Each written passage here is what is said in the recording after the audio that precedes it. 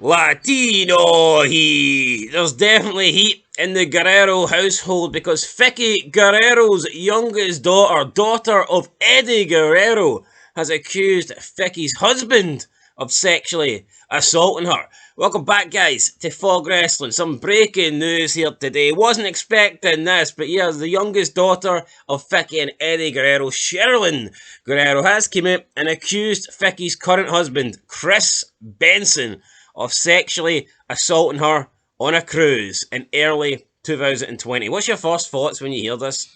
Crazy. I didn't think we'd ever hear Eddie Guerrero's name mentioned in this sort of light, and we have. It's almost like tainted Guerrero's name. You didn't think this sort of stuff was going on in this family, but... Well, hold on here. What's it got to do with Guerrero? If it's true, what would it possibly have to do with Guerrero? I mean, well, it's some man he's never met.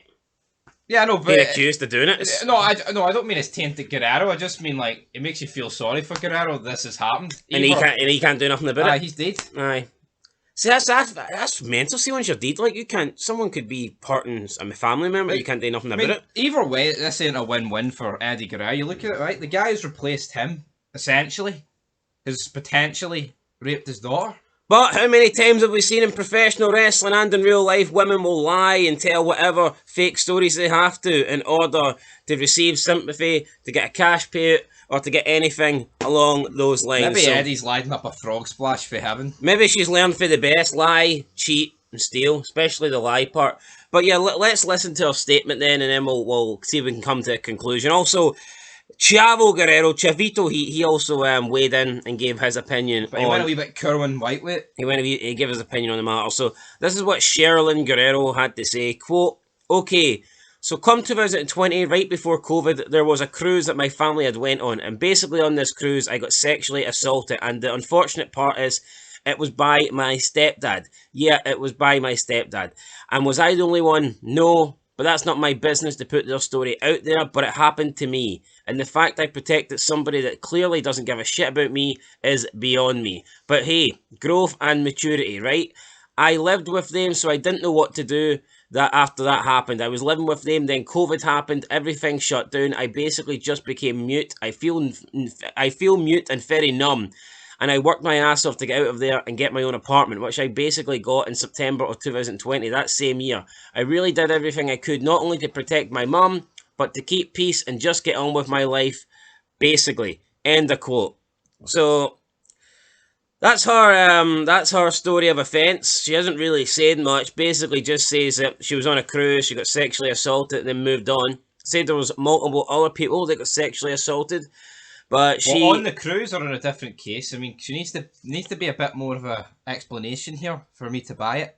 Yeah, it's not very detailed. Just basically saying she was sexually assaulted, and then said that she was trying to protect her mum by moving out. I mean, anyway, it doesn't really sound right to me. I think if it actually happened, you'd have more to say on the matter. She then went on to say, and I quote, "Fast forward, maybe like the following year when I got injured with my knee, my mum was the only one here out in Houston, that's family. She was helping me with that, and there was basically a conversation, and granted, let me tell you, I have told my mum how uncomfortable I am with him after it happened, and basically, she was always telling me it was a mistake. It's not who he is. Just kind of like, I'm sorry, that's not my problem type of deal. And I never really felt like she protected me.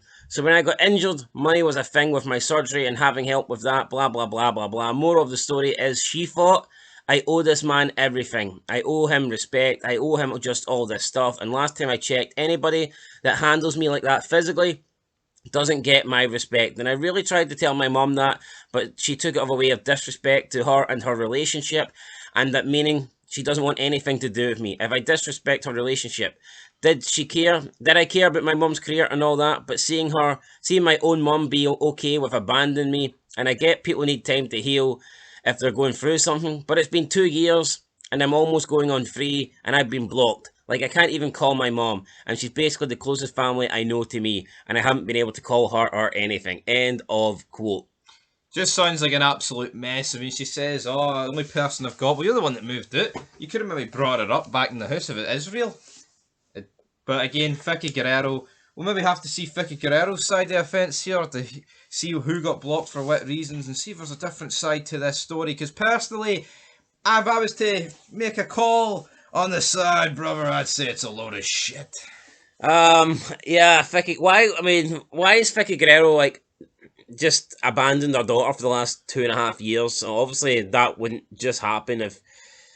There's more to this But she story. says here what like grabbed her, right? So it's not like Yeah, full blown. I mean, he could have. I don't even know. He could have literally walked past, scraped his hand against her arse, and her arse is well, literally no, she collapsed. says that. And the last time I checked, that anybody that handles me physically like that physically doesn't get my respect.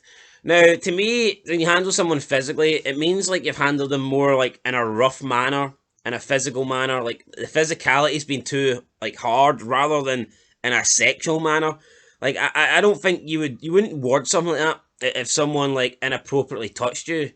That's what she would say. She would say like anyone that inappropriately touches me like that doesn't get my respect. No, you're right. She's come out and said anyone that handles me like that physically, which suggests to me that it wasn't really a sexual. For all we know, she could have been causing a disturbance, and this guy could have literally trying to be diffusing the situation, and maybe he's like grabbed her, pulled her away, or something like that, and she's like, "Oh, you're hurting me, you're holding me to it." You know, it could be something like that. It just doesn't sound. I don't think that's the way you would describe it. No, yeah, it doesn't. If a You're guy, right. if someone came up and started like squeezing your ass, I don't think you would say, anyone that handles me physically like that doesn't get my respect. I think you would say, anyone who inappropriately touches me like that doesn't get my respect. Yeah, maybe what she's meant. Maybe not what she's meant, but maybe this is more of a domestic abuse situation rather than a sexual assault situation. And again, I'm not going to believe that till we see more facts, because, like I said, how many times have we seen people lie in wrestling? How many times have we seen women commit and lie, and then everyone believes them, and then, like, weeks, months later, they're eating humble fucking pie. And Twitter is already full of burying Chris Benson and Vicky Guerrero. I don't even know. Excuse me. I don't even know who Chris Benson is, so I'm not going to sit here and bloody accuse the guy of doing anything. Chavo Guerrero publicly commented on the situation with the following tweet, and he says, "Just to let everybody know, I fully support my cousin, Sherilyn Guerrero. Eddie's daughter and I have been doing a lot privately in the last couple of years with her struggles. She is a very strong woman for coming forward with the sexual assault she has suffered. I love you, Prima." End of quote. Ooh, Chavo! Then Chavo put in a wee love heart as well. So, I mean, it looks like Chavo is on the side of Vicky's daughter, but you would have to feel, I mean, if this was legit, I mean, if this was real, wouldn't Chavo be a wee bit more angry in his tweet here, or wouldn't Chavo have done something in real life? Because, I mean, look at, alright, we might not know Chavo as well as we know Eddie, but could you imagine if Eddie was alive and this was real? I think Eddie would be in jail for murder. Absolutely, but it came Velasquez 2.0. So it's like, I don't know, the way Chavo just seems like cool about this.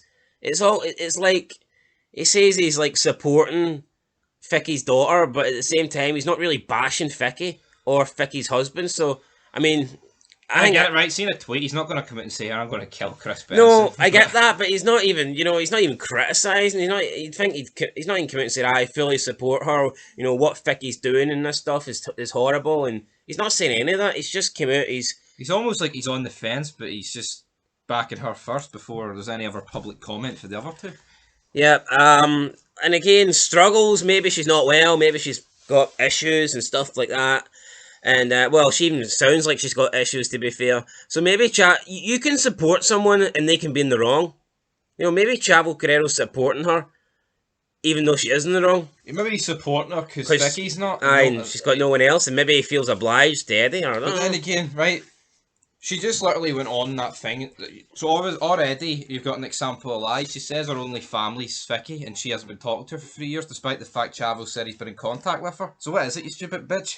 Is Chavo... Whoa, hey! Oh, no, you know what I mean, though? No, I get what you're saying. I've just buried her. You buried her. Fog wrestling here. You. Burying a Guerrero. Ooh, Chavo. One video at a time. But look, man, I hope, I say I hope that, so either, it's a shit situation, right? Because either what that guy done is true, or she's fucking lying. So, it's not like, I hope everything's going to be okay. Someone's fucked up here big time.